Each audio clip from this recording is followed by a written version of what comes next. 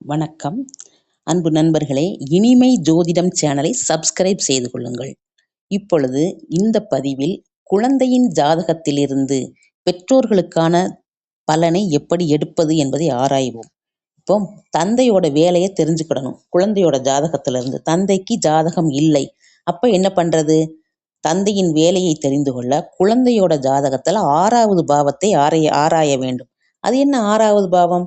பொதுவா தந்தையை குறிப்பது 9வது பாவம், வேலையை குறிப்பது 10வது பாவம். அப்போ அந்த 9வது பாவத்திலிருந்து 10வது பாவம் குழந்தையின் 6வது இடத்தை குறிக்கிறது. அப்ப குழந்தையோட 6வது பாவத்தை ஆராய்ந்தால் தந்தையின் தொழில் என்ன, வேலை என்ன என்பதை கூறிவிட முடியும். இதேபோல் தந்தையின் உடல் நலனை பற்றி தெரிந்து கொள்ள, தேக ஆரோக்கியத்தை பற்றி தெரிந்து கொள்ள குழந்தையின் ஜாதகத்தில் 2வது பாவத்தை ஆராய வேண்டும். குழந்தையின் ஜாதகத்தில் 9வது பாவத்திலிருந்து 6வது பாவம் 2வது பாவமாக உள்ளது. ஆகவே லக்னத்திலிருந்து 2வது பாவம் தந்தையின் உடல் நலனை குறிக்கும் என்பதை புரிந்து கொள்ள வேண்டும். குழந்தையின் 4ஆம் இடத்தை ஆராய்ந்தால் தந்தையின் ஆயுட்காலம், மனக்கவலைகள், குடும்ப சிக்கல்கள், விபத்துக்கள் ஆகியவற்றை பற்றி தெரிந்து கொள்ளலாம். அதேபோல் தந்தையின் செல்வ நிலை, குடும்ப சந்தோஷம் ஆகியவற்றை பற்றி தெரிந்து கொள்ள 10வது பாவத்தை ஆராய வேண்டும். குழந்தையின் ஜாதகத்தில் 10வது பாவத்தை ஆராய்ந்தால் தந்தையின் செல்வ நிலை, குடும்ப சந்தோஷம் ஆகியவற்றை பற்றி தெரிந்து கொள்ள முடியும். இதே போன்று தாயை பற்றிய எதிர்கால விவரங்களையும் ஆராய முடியும். அடுத்து முதல் குழந்தையின் ஜாதகத்தின் அடிப்படையில் அவரது மூத்த சகோதரர் அல்லது சகோதரி பற்றிய விவரங்களையும் ஆராய முடியும். 11வது பாவத்தை அந்த நபரின் லக்னமாக எடுத்துக்கொள்ள வேண்டும். அங்கிருந்து மற்ற எல்லா பாவங்களையும் கணக்கிட வேண்டும்.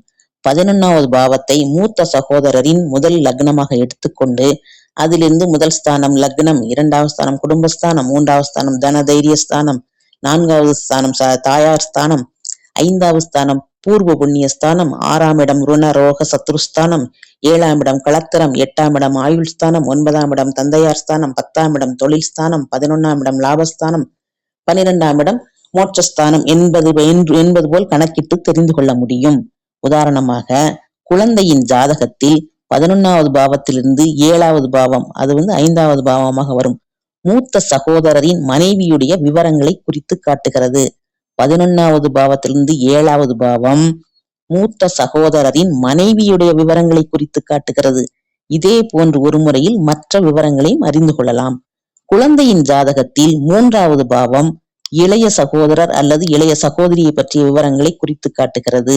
2வது இளைய சகோதரை பற்றி ஆராய வேண்டும் என்றால் அந்த 3வது பாவத்திலிருந்து 3வது பாவத்தை நம்ம எடுத்துக்கொண்டு பொருத்தமான கிரக நிலைகளை ஆராய வேண்டும். அதாவது 3வது பாவத்திலிருந்து 3வது பாவம் 2வது இளைய சகோதரரை பற்றி குறிக்கும். அடுத்தது மூத்த சகோதரரின் மனைவியுடைய சகோதரர்களை பற்றி அறிந்து கொள்ள வேண்டும் என்றால் 7வது பாவத்திலிருந்து 11வது பாவத்தை லக்னமாக எடுத்துக்கொண்டு ஆராய வேண்டும்.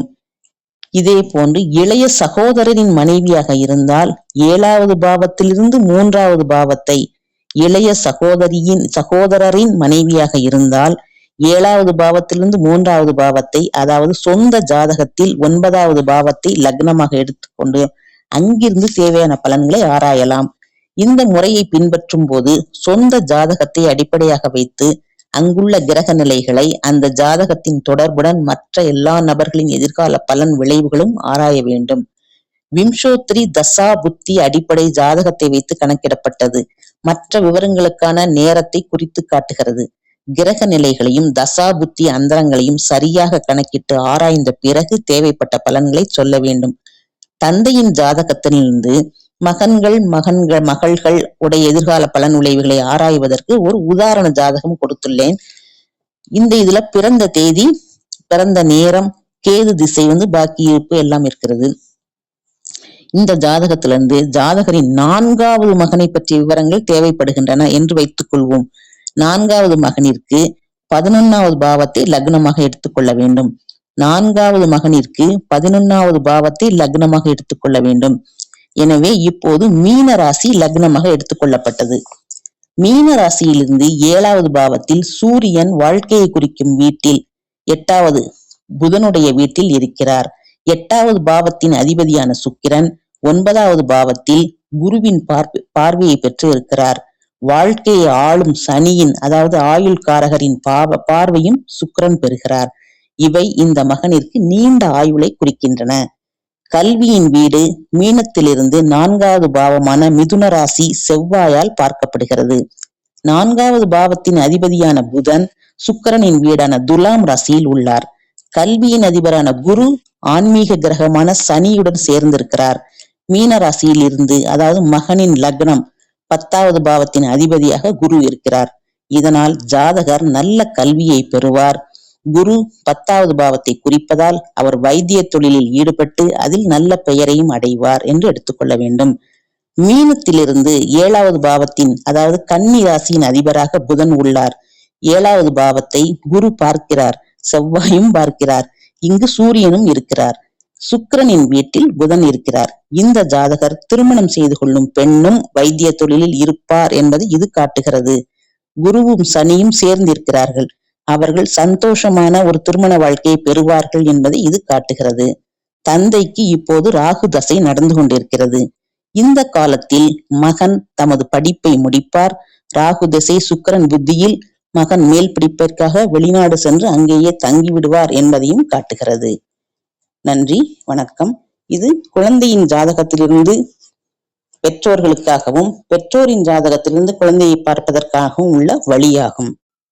இனிமை ஜோதிடம் சேனலை சப்ஸ்கிரைப் செய்து வைத்துக் கொள்ளுங்கள் நண்பர்களே.